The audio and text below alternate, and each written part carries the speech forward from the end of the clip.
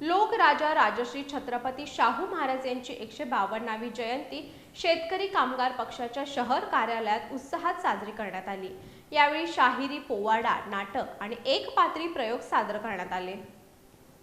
कोल्हापुरातील शेतकरी कामगार पक्षाच्या कार्यालयात राजश्री छत्रपती शाहू महाराज यांची 152वी जयंती उत्साहात साजरी करण्यात आली।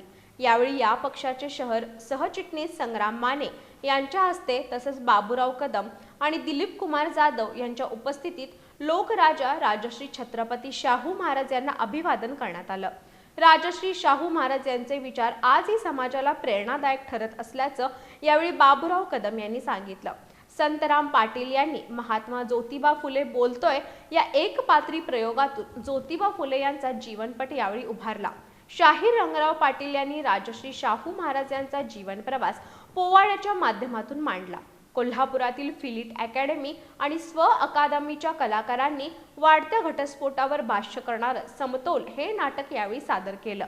यावेळी शेतकरी कामगार पक्ष, घरमालक संघटना, सांस्कृतिक मंडळ, किरकोळ दुकानदार संघटना, फेरीवाले संघटना यांच्यासह महिला आघाडीच्या वैशाली सूर्यवंशी, गीता कदम, रुपाली नारे, धनश्री अध्यापक, शीतल पोवाळकर, प्रकाश शिंदे, बाबूराव पाटील, मिलिंद सावंत, BR महाजन, TS कांबळे, मधुकर पाटील, संभाजी जगदाळे, राजाराम धनवडे, चंद्रकांत सूर्यवंशी यांच्यासह शाहू प्रेमी उपस्थित होते।